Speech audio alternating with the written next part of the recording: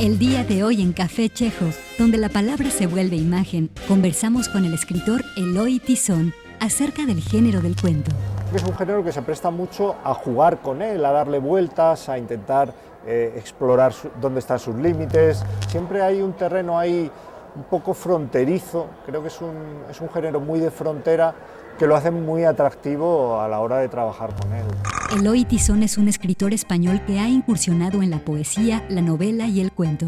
Su novela Seda Salvaje ha sido finalista del Premio Herralde de Novela. Su libro Velocidad de los Jardines ha sido considerado por el diario El País como uno de los 100 mejores libros españoles de los últimos 25 años.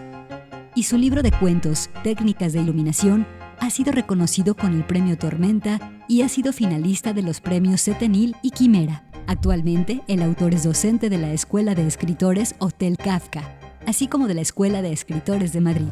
A mí me parece que el cuento a veces peca de un cierto encorsetamiento, porque hay muchas normas, hay muchos decálogos, y quizá el trabajo o el deber del escritor sea intentar encontrar espacios de libertad para respirar mejor, ¿no? Para no ahogarnos con todas esas normas. Y ahí yo es donde intento trabajar, no ajustándome del todo a las estructuras clásicas, sino viendo si se pueden romper de alguna manera, si se pueden enrarecer, si se puede jugar con ellas para que nos lleve a un sitio que a lo mejor no es el acostumbrado, pero puede que sea un lugar interesante, ¿no?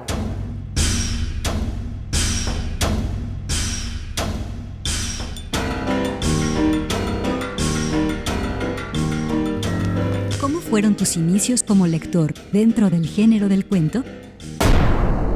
Yo creo que tuve la suerte de entrar en la literatura por la poesía, en primer lugar, y dado que estamos en México, me parece obligado citar un libro que para mí fue muy importante, que fue Piedra de Sol, de Octavio Paz, que lo leí con 16 años y fue un deslumbramiento absoluto, donde uno descubre lo que se puede hacer con el lenguaje, ¿no? Y hasta dónde se puede llegar.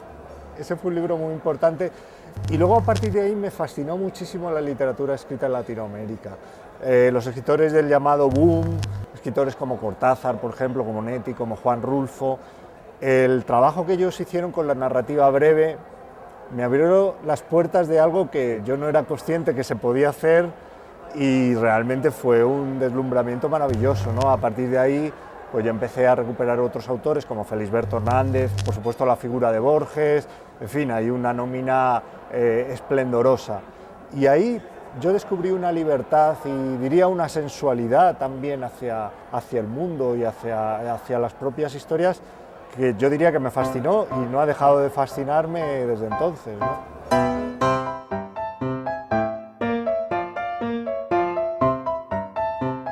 ¿Cuál sería el primer cuento que te gustaría recomendarnos? Hay un cuento que siempre me ha fascinado mucho y me ha llamado la atención, la osadía con que la escritora lo planteó. La escritora es Clarice Lispector, la escritora brasileña, que es una magnífica, iba a decir narradora, pero quizás sea mejor decir no narradora, porque son cuentos realmente sorprendentes, y tiene un cuento de los años 60, creo recordar, que se llama El huevo y la gallina, que es un cuento largo, muy digresivo, sin ningún argumento, y lo que hay es una mujer, una voz, divagando sobre la existencia de un huevo puesto en la mesa de la cocina. Y a partir de ahí, teniendo ese huevo como sol alrededor del que gira toda una especie de constelación de pensamientos, ella construye vamos a llamar relato entre comillas, o un texto, mejor dicho, basado casi todo él en la divagación, pero con una fuerza en la mirada y una potencia a la hora de captar los detalles que yo creo que hace que sea conmovedor para el lector, aunque desafía todas las normas del género. No cuenta una historia, cuenta, como hace Balser, por ejemplo, cuenta una mirada. Y esa capacidad de contar una mirada me parece que es lo que da realmente valor a ese cuento. ¿Qué podrías compartirnos acerca del estilo narrativo de Clarice Lispector? Clarice Lispector es una escritora muy fascinante, que yo creo que en la que no hay que buscar tanto el desarrollo de una historia, porque no lo hay.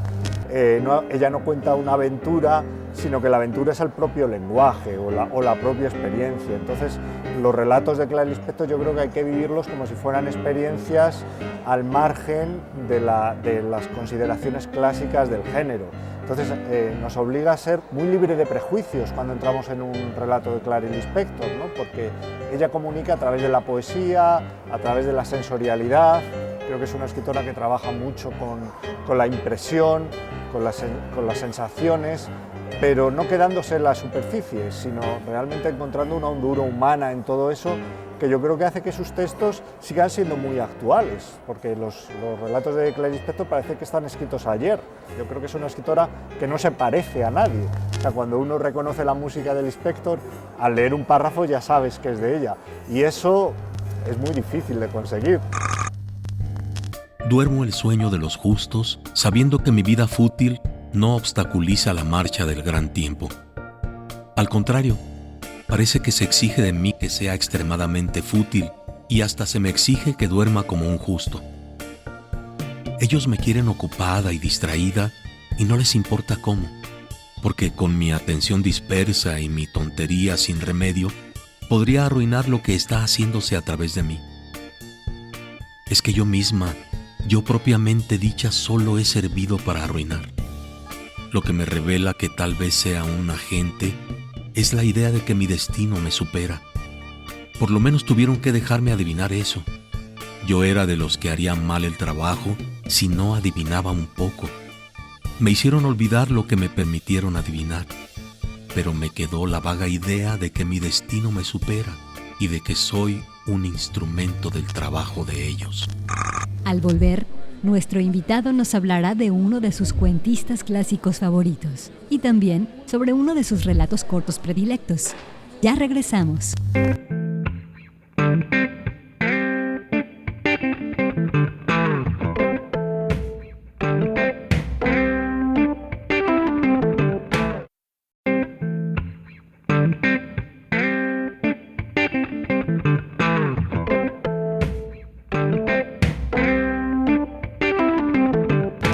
Narrar, en muchos casos, es exponerse.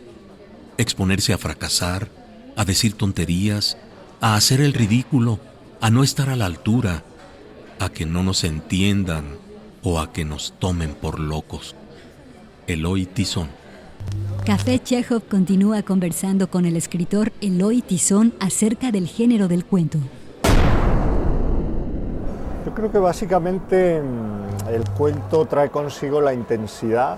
Me parece que es una experiencia, es la experiencia de la intensidad y la capacidad de concentrar en una décima de segundo, en un parpadeo, en un chasquear de dedos, pueden pasar universos, pueden transcurrir universos. Entonces yo creo que el cuento nos da esa doble mirada. Por un lado es algo muy concentrado, pero por otro lado da una gran sensación de expansión. Es decir, cuando uno está en el coche esperando que cambie el semáforo, en ese pequeño intervalo pueden suceder montones de cosas. Ese para mí es el relato, ¿no? En tu opinión, ¿qué define al cuento como género?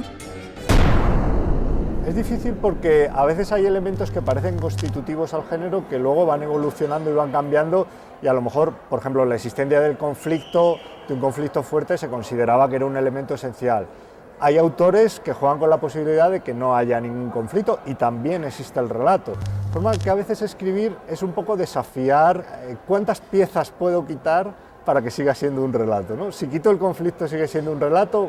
¿Sí o no? Si quito personaje, ¿sigue siendo un relato? Entonces a veces esa labor de ir eliminando, creo que puede estar la riqueza por ahí, en lugar de añadir factores, eliminar factores y ver qué ocurre, ¿no?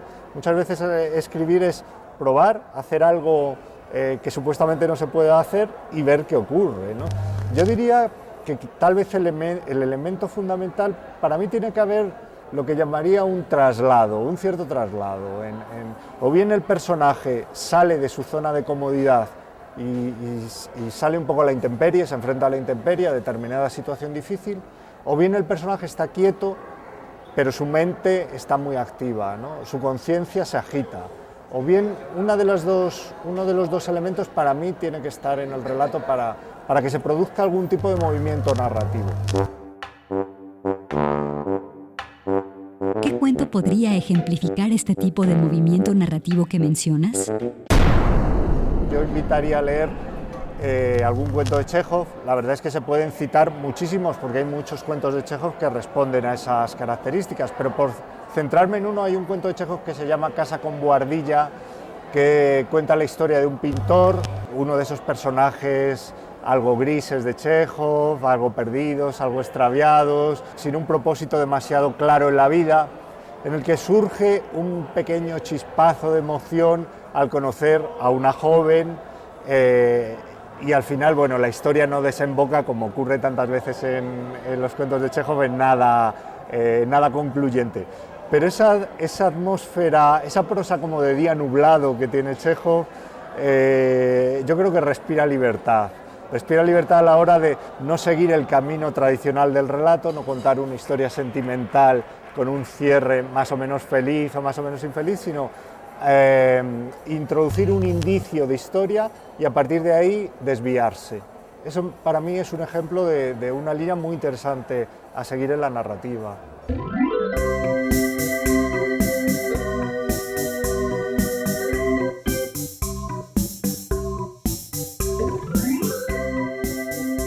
¿Qué podrías compartirnos acerca del estilo narrativo de Chejov? Muchas veces la literatura o la estructura narrativa da la sensación de que obliga a los personajes a comportarse de determinada manera, ¿no? Esto se ve mucho en el cine, cuando hay una situación inicial y parece que la tradición narrativa obliga a que los personajes hagan determinadas cosas, ¿no? Entonces Chejov nos da la gran lección de desviarse de ese modelo para sorprendernos, a veces para no estar de acuerdo con él, pero en el fondo decir, es que la vida funciona de esta manera. O sea, la vida no funciona como una estructura narrativa cerrada, sino que a veces en la vida quedan hilos sueltos, uno conoce a alguien que parece que va a desempeñar un papel fundamental en su vida y luego ese alguien desaparece, dejándonos una sensación de vacío. Ese juego que hace Chejov entre lo lleno, lo vacío, la posibilidad de cambio. Los personajes de Chejov siempre se están debatiendo con la necesidad de cambiar de vida, están insatisfechos, se quejan, quieren cambiar de vida, quieren dejar el trabajo, quieren mudarse de ciudad y al final no lo hacen, siguen más o menos en su misma situación. Eso nos puede producir una cierta frustración como lectores, pero a la vez nos obliga a reconocer que hay mucha verdad ahí, porque en la vida eso pasa constantemente, ¿no? Entonces, yo creo que el modelo de personaje enfrentado a un conflicto que produce un cambio, que digamos sería lo tradicional, Chejov lo cambia completamente ese parámetro y nos hace ver que no es necesario que en el relato haya un cambio, que a veces basta con la posibilidad del cambio o el forcejeo entre el cambio y la permanencia, y eso es suficiente para cargar el relato de emoción. Genia creía que yo, como pintor, sabía muchas cosas y que podía acertar en aquello que no sabía. Quería que la introdujera en la esfera de lo eterno y de lo bello, en aquel mundo sublime que, según su opinión, me era familiar, y por eso hablaba conmigo sobre Dios, sobre la vida eterna, sobre lo milagroso. Y yo, que no podía admitir en mi ser y mi imaginación que después de la muerte dejarían de existir por siempre jamás, le contestaba: sí, los hombres son inmortales. Sí, nos espera la vida eterna. Al regresar, Eloy Tizón nos hablará de su tipo de cuento favorito y también nos compartirá uno de sus relatos cortos predilectos. Ya volvemos.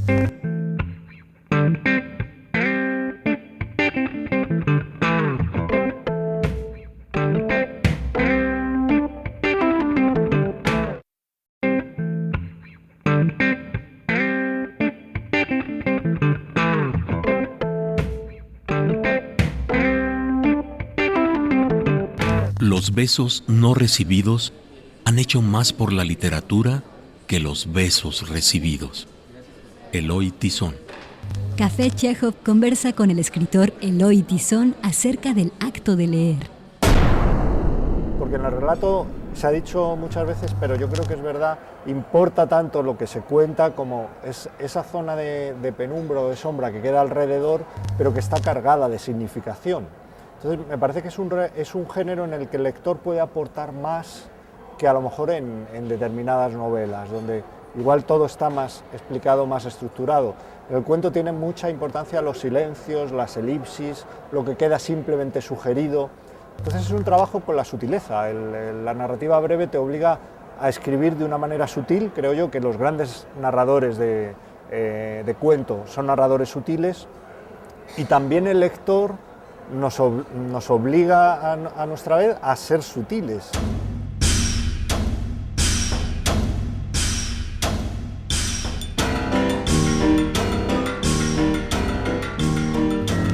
En tu opinión, ¿qué vuelve fascinante al género del cuento?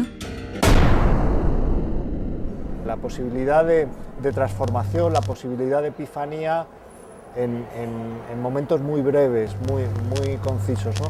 Entonces, ese punto de deslumbramiento, de un foco que surge de repente y se vuelve a apagar, creo que es lo que hace el relato muy fascinante.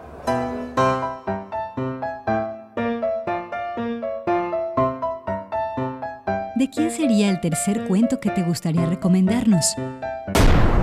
Bueno, pues por seguir con esta línea de escritura despeinada, vamos a llamarle, voy a citar a otra autora a la que he descubierto no hace demasiado tiempo, hace un par de años, gracias a la editorial Periférica, que la ha publicado en España, que es la escritora rumana Ana Blandiana. Ana Blandiana es una escritora muy reconocida en su país, que tiene, que yo sepa, un par de libros de relatos que a mí me parecen muy interesantes y muy recomendables. Un libro que se llama Proyectos del Pasado y otro Las Cuatro Estaciones. Y en esos dos libros de relatos ella hace algo, sigue una fórmula que a mí me parece muy interesante, muy fértil, que es, en medio del cuento cambia de registro.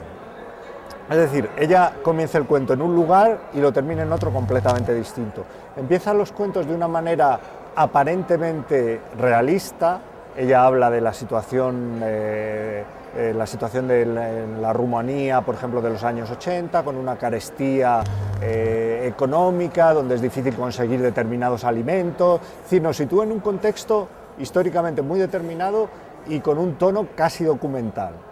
Y poco a poco va siguiendo la historia, y la historia deriva en un tipo de estructura que tiene elementos fantásticos. Entonces, en medio de esa cotidianidad surge algo que rompe por completo.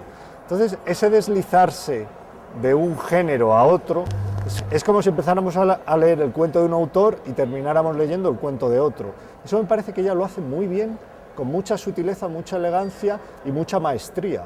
Son cuentos bastante poéticos, con un lenguaje muy poderoso. Y yo considero que es una escritora, bueno, a mí me ha descubierto una literatura que desconocía y que me ha interesado mucho.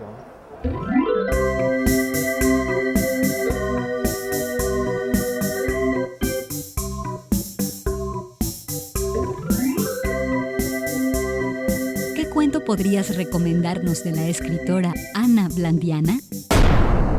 Casi cualquiera de ellos podría servir, pero hay un cuento que se llama Los Espantapájaros, por ejemplo, que es un cuento donde ella lleva a la práctica esta técnica, por llamarla de alguna manera, o este recurso suyo de empezar desde una mujer que va paseando por su ciudad, un poco también a la manera balseriana, va notando lo que ve, con una mirada, digamos, muy pegada a la realidad, hasta que en un momento determinado entra en un cementerio, va paseando por un cementerio y allí oye unas voces de unos niños, se queda extrañada de que haya unos niños ahí jugando en el cementerio y, bueno, al asomarse ve que eso que parecían voces de niños surge de un lugar inesperado y ocurre algo que no voy a revelar para no fastidiarle a nadie, pero que nos coloca en otro plano distinto de la realidad, sin abandonar, digamos, ese tono de realismo, pero ya nos ha trasladado, ya estamos en otro lugar. Queridos espantapájaros, puede que no estéis acostumbrados a que alguien se dirija a vosotros de forma tan directa y humana, pero al fin y al cabo, ¿no sois vosotros también una especie de hombres? ¿No lleváis ropas, sombreros y bufandas agitados por el viento? ¿No lleváis vestidos puros, pipas y uniformes? Es verdad que en vuestro interior, en lugar del cuerpo de carne y hueso, no ha quedado más que un trozo de madera rígida y chirriante, pero al fin y al cabo, el traje hace al hombre. Tal vez el alma se os ha quedado atrapada en el palo que os sujeta, en la ropa que ondea amenazadora en el viento. En nuestra próxima emisión, charlaremos con el escritor Alberto Chimal acerca de su perspectiva sobre el género del cuento y también sobre algunos de sus relatos cortos favoritos. Hasta entonces. Yo estoy convencido de que por pura estadística, habiendo tantos textos en el mundo, hay uno que nos está esperando a todos los habitantes de este mundo para decirnos algo que se convierte en significativo y crucial para nuestras propias vidas. Los textos no son nada más un objeto de consumo para un momento. Aquellos que merecen la pena pueden releerse, pueden revisitarse 1, 2, 100 veces. Porque no solamente puede ser que nos encontremos con detalles distintos o minucias que no habíamos visto la primera vez, también puede ser que nos digan otra cosa, que nos digan algo cuando somos adolescentes y nos digan algo distinto cuando tenemos 30, 40 años. La novela es de alguna manera pues hija o derivada de la imprenta, porque es un género que se presta para la lectura en solitario, que se presta para la lectura concentrada ante las páginas impresas, ¿no?